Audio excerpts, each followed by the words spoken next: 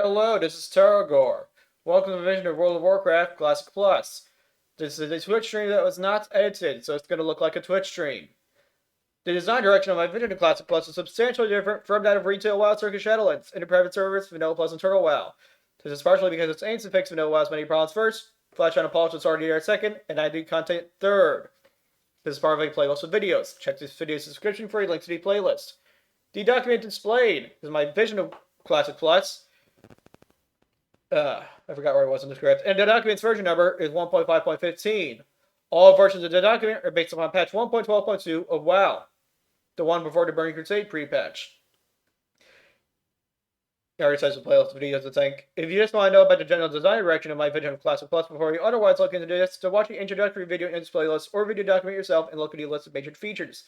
The link to the document is my channel's About page. That and I does not have a team of people, however, working with me to make an actual private server out of this. It's all pure design thus far and it ain't done yet. Now on to the quest changes. For changes to the AQ event, scroll down to section number 4.0.12, AQ event changes. For changes to PvP quests, see section 5, PvP. Some class quest changes are found in section 7 classes. Oh wait, is that still section 7? Yeah, it is, I remember now. Under its appropriate subsections. The rest are found here and in the next.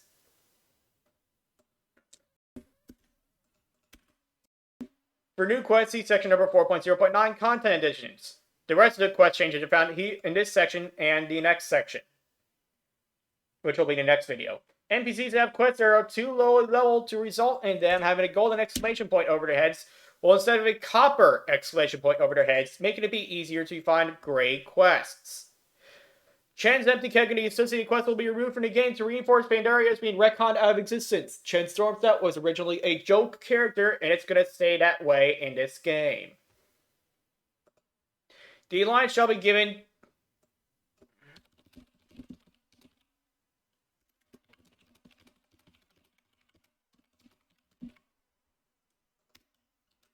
I do plan to make a sequel of some sort, but it won't be an MMO.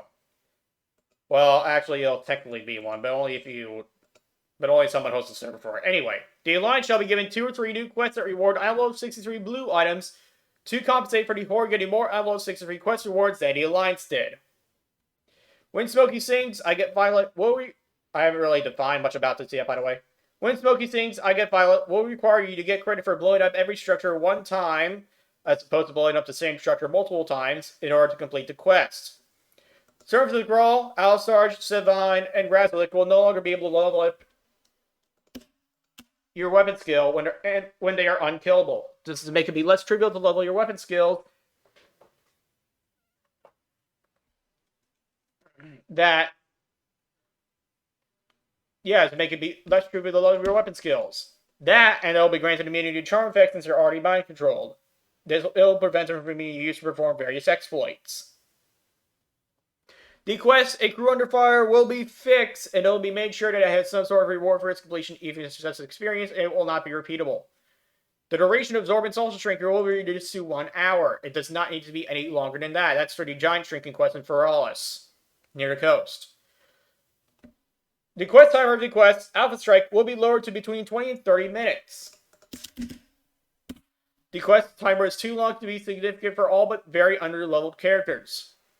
The number of Centaur required to unleash Warlord Kronzar, as well as the quest timer for the related quest, Counterattack, will be reverted to their patch 1.1.2 values, which should make the quest be harder, which is the intention here. The Elijah Chimes above Sazral's pick will be removed to go towards making the game harder. Not even the starter subzone of the starter zone needs to hold your hand that hard, especially when you can just ask another player where it is. Or watch where everyone's camping for the spawn point. So that last part only applies during the server release. It will be ensured that Deep Strider tumors drop from Deep Strider Giants as was originally intended, and not from Green Dragon Whelps, making the player's go to death list is not so bad for a Swapasara's quest. It will be ensured that the quest, Compendium of the Fallen, is not only unobtainable by dead players, but also cannot be shared with undead players because of what the quest thematically involves.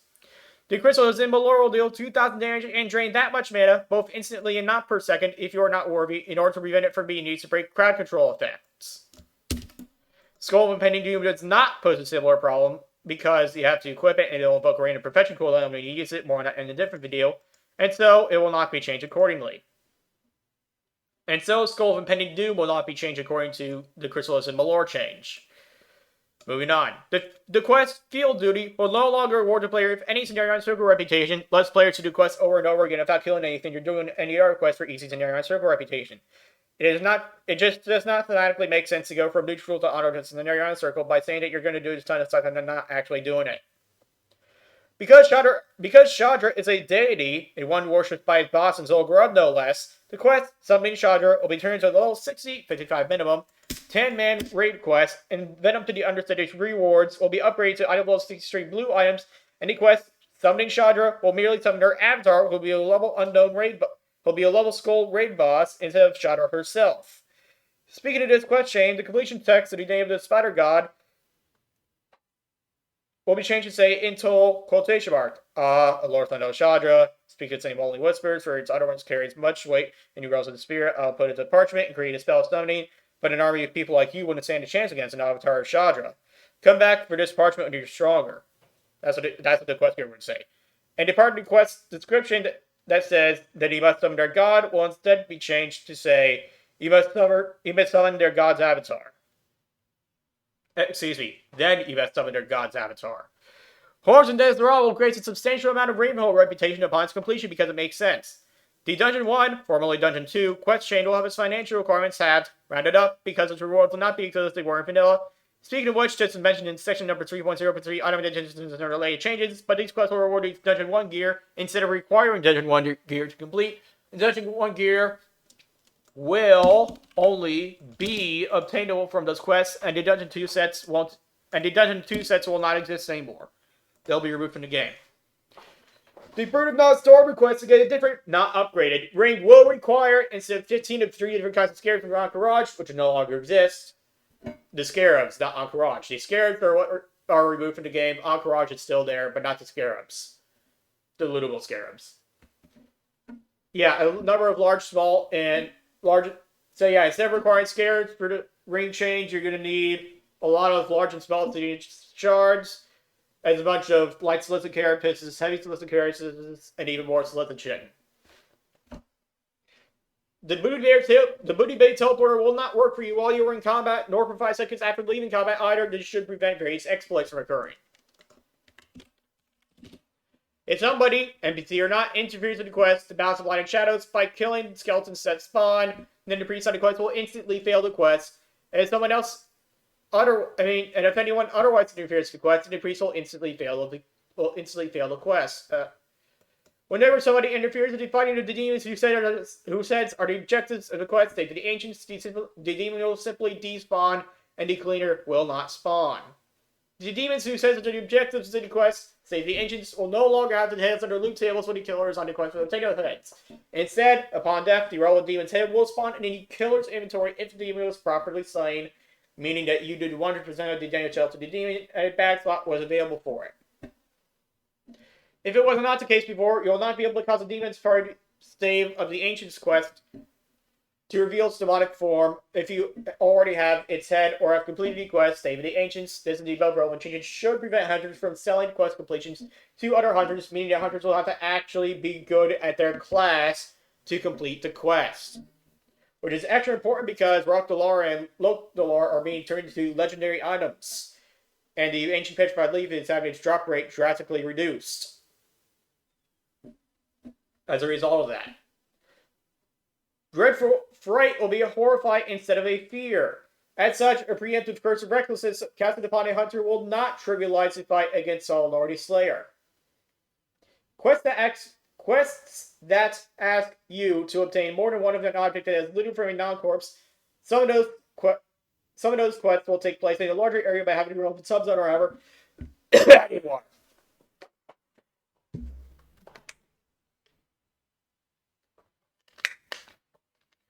By having the relevant subzone or however be expanded so that there's more of the objects to go around with. For example, you're playing with a friend and are both trying to get the quest done at the same time. I've yet to determine which quests and areas in particular will be affected by this change. It shall be ensured that buffs such as Ekayashi's Grace, Ichimu Hall's Rage, and Strength of Isha Alak are given are given to the player after completing your respective quests. Young Arakar will be renamed to Baby Arakar to reflect Arakar's real power level. Arakar will be renamed to Juvenile Arakar to reflect Arakar's real power level. No, power level is not a stat, it's a cinematic thing. After all, Magatha Grimtome said that Karen Bloodhoof of all people should be afraid of Arakar, which probably would not be the case until Arakar is fully grown, if you can just beat him up as a quest objective. A low-level quest objective of that, well actually mid-level. Sindal will be turned into an elite mob. The associated quests will be labeled as a group quest, and the rewards will not be increased accordingly. Will not be buffed accordingly. It shall be ensured that you cannot do quests Baron Aquinas, however the hell you pronounce that, Baron Aquinas, more than once per character. The Logistics Task Briefing 4 will no longer ask for oil of immolation. It will instead ask for something else, seeing as how oil of immolation was removed from the game. Design note, Essence of Earth might be put to good use here, since a fair number of those drop into Molten Core. More on why I got rid of oil of immolation in the eventual alchemy video. Scrying materials will ask for 2 small brilliant shards instead of 2 large brilliant shards in order to increase the value of small brilliant shards. Tainted Vitriol will no longer be bind on pickup and will be able to be seen as an area beacon, seeing as how jewel crafters can use it to craft endgame jewels. More on that in the eventual jewel crafting video. Blood Amber will no longer be a quest only item nor be bind on pickup, so you will be able to get them without being on a quest, and you'll be able to trade them as ordinary items simply because jewel crafters can use them to craft endgame jewels. Not particularly valuable ones, if I recall correctly. Because, yeah. Anyway, let's skip to the because part. I'll get to the end of the jewel crafting video. Tome Valor Part 4 will reward you with Sense Undead and Sense Demon instead of Sense Undead and a green shield. Sense Demon is a technically new spell, it's just a copy of the Warlock spell. Test of Righteousness Part 3 will also reward you with a blue one-handed weapon and a blue shield. Touch of Zanzo will instantly reapply itself when it wears off, unless it gets dispelled by Ude Mixopixel or Hedot's Oil. It'll persist through server resets. The turn quests for Savage Fronds, Dark Iron Scraps, Bone Fragments, Cryptine Parts, and Cores of the Elements will be removed from the game, as well as Insignia, the Dawn, and the Crusade. The rewards for turning in those Insignia will be removed to Argentine Revered quest reward. To Argentine Revered reputation rewards, not quest rewards. For the blue items, and the Argentine Exalted rewards is where the epic items are going to go. Yeah, and the epic items will go to Argentine Exalted reputation rewards, I meant. The associated quest NPCs can stay, however. Quests that offer you a choice of blue or epic quest rewards, or just quest rewards of unique effects, will reward you with all the choices of rewards rather than just one of them. Exceptions shall be made for quests such as Pathway Conqueror / Invoker / Protector / Mender, I forgot to include that part, which already has a system that lets you pick a different ring guide if you chose the one. This way, players will not potentially have to choose which spec to get their best slot forever item from for a quest, among other concerns, which is particularly important because all items in the game are squished down to item level 65 if they are of a higher item level, legendaries included. Although the legendary is still better than the epics. By 6 effective 5 levels in this case. Quests will sometimes offer a choice of jewels made by jewel crafters. CD player is an additional reward, which will cause low-level players to actually socket their items, and therefore make low-level socketed items not suck in practice, as opposed to on paper. These additional rewards will never include pearls, since people tend to find those while they level up anyway, and since they can be used as crafting materials. Low-level items are going to be able to have sockets on them, and jewel crafters are going to be able to, and fuck anyone that has the jewel, are going to be able to put jewels into those sockets to empower the items. However, sockets are going to cost itemization points based on the item level of the item, and all jewels will have item level restrictions on them. They can only be placed in items above X item level, with no such limit if they're really low jewels. Anyway, pearl diving will no longer. The reason I say in practice, in the first place here, is because say you're a financially conservative player. You're leveling up into Barons, and you get an item with sockets in it. You might think, hey, it's going to cost money to put sockets into these jewels. So, I'm just not going to put anything into jewels so that I can save money. I'll just wait until I get an upgrade if and when I eventually I'll get an upgrade that's worth putting jewels in. So in practice, those kinds of quest rewards are not going to be as good as quest rewards that do not have any sockets in them because they won't have to spend itemization points on those sockets. However, because I'm going to offer a choice of jewels to the players an additional reward for a whole bunch of low-level quests, those financially conservative players are going to think, gee, I have a lot of jewels here. Maybe I should put some of them in my gear. Even though it's not particularly good gear. And then they might just actually do it. Or they could just spend into jewels and have slightly gimped gear. Anyway, next up. Pearl Diamond will no longer reward the player with flash bombs, seeing as how they were changed to require engineering to use. Troll Kalar, being a legendary item according to the quest text that exists in vanilla, will be a legendary item that requires level 61 to equip, and will be looted with its now separate chief, which will be an epic item. The quest, A Donation of Wool, will first require you to do a quest called A Donation of Linen, whose objective rewards are fairly obvious, and it requires level 5 to do. This will serve to cause a lot less linen to get vendored. Well, actually, no, a bit less linen to get vendored because it's not a repeatable quest. As you can do cloth turnings for reputation of capital cities, you also be able to do letter turnings. Still be light, medium, heavy, thick, rugged, and repeatable rugged letter turnings. A regular letter tournament, just like with the cloth quests. The quest, the perfect poison, will also require you to acquire Maya's Venom Sack and Princess Hooveron's Venom Sack, and the quest will give Ravenholt reputation instead of the Circle reputation. Obviously, the quest will not be offered until after the AQ gates are open. The quest named Forged Steel. All quests named Forged Steel will be renamed to Forged Copper, and the Grove quest item will also be renamed to Forged Copper, seeing itself steel is used to make stuff far more powerful than mere item level 15 items. Glyph Oak and Branch for both factions will grant Scenario Circle reputation instead of Darnassus or Thunderbluff reputation upon completion because it makes more sense that way. The Scythe of the Loon will be turned into a legendary caster form that requires level 61 to equip, and thus can never be equipped, and the Spectre of Villain Starsog will be raised to level 61. Again, the level cap will be 60, so you therefore can never equip the Scythe of the Loon. Shaman Voodoo Charm will be renamed to Gnarlpine Voodoo Charm. The Gnarlpine Shamans who dropped them were renamed to the Gnarlpine Witch Doctors because shamans do not practice voodoo. The quest, Zen Spitting, will lower your Darnassus reputation by 1,000 upon completion, and the severed voodoo claw that Zen gives you will be renamed to Defiled Claw, but the quest, Seek Redemption, will increase your Darnassus reputation by 1,000 instead of by 200. Wash Ashore 2 will have its quest Wash Ashore the second Wash Ashore quest will have its quest text and quest item name changed to reflect the turtles being a dragon turtle as part of retconning giant turtles into being Warcraft 3 to Frozen Thrones dragon turtles. Beached Sea Turtle, both quests, will have their quest text, quest names, and quest item names changed to reflect the turtles being dragon turtles as part of retconning giant turtles into being Warcraft 3 to Frozen Thrones dragon turtles.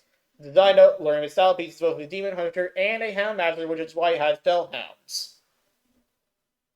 I don't want to forget that part and then decide to change the Thor style piece because I forgot about it. Anyway, the Sonin Tides will be turned into an epic item that still has no function due to the power that Ansrium Runeweaver said that it has, and it'll have flavor text that says, "You got a bad feeling about the stone," to justify the player not being able to gain powers over water via the stone. By using the stone. I'm not looking at my keyboard right now. The credit will be turned into a legendary plate helm that requires level 61 to equip. It has a special effect that allows you to wear it without plate proficiency, except you can't wear it anyway because level 61 requirement. Nobody can hit level 61 except game masters. The text of the quest, Creature of the Void, will state that a Galantot Karendin Halgar to summon a Voidwalker, but it will not say that he was the first man to summon a Voidwalker. After much deliberation about the game's lore, I decided this will not be the case. Let's say I have to make up stuff about the aberrations also being demons or some bullshit like that. or warlocks not being able to enslave vibrations, or Fel Void being sort of the same thing, which they are not. This all comes from stuff that he wrote up outside of this design document about how in-game magic thematically works. I will not be going over that in this video. The Ungoro Crystal Quest shall be changed as such. The Northern Pylon will only offer repeatable jewel quests for Crystal Unknown, excuse me. The Northern Pylon will only offer repeatable quests for Crystal, I haven't decided the name yet. Crystal, I haven't decided the name yet. Crystal, I have not decided the name yet. And Crystal Spire, which respectively gives you a 5 strength jewel, an item that grants a 30 arcane resistance buff, an item that grants a 13 resistance all buff, and an item that grants a 12 thorns damage buff. Again, respectively. The Eastern Pylon will only offer repeatable quests for Crystal, I haven't decided the name yet. Crystal, I haven't decided the name yet. Crystal, I haven't decided the name yet. And Crystal Ward, which respectively gives you an attack power jewel, a 50 armor jewel, an item that grants a 30 shadow resistance buff, and an item that grants you a 300 armor buff, again, respectively. The Western Pylon will only offer repeatable quests for Crystal, I haven't decided the name yet.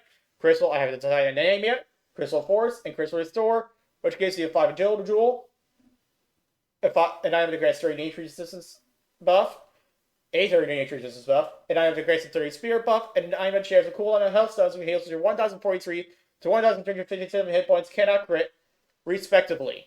As such, the missing crystal items such as Crystal Yield will be removed from the game. And that's all I got for quest changes. Thanks for watching.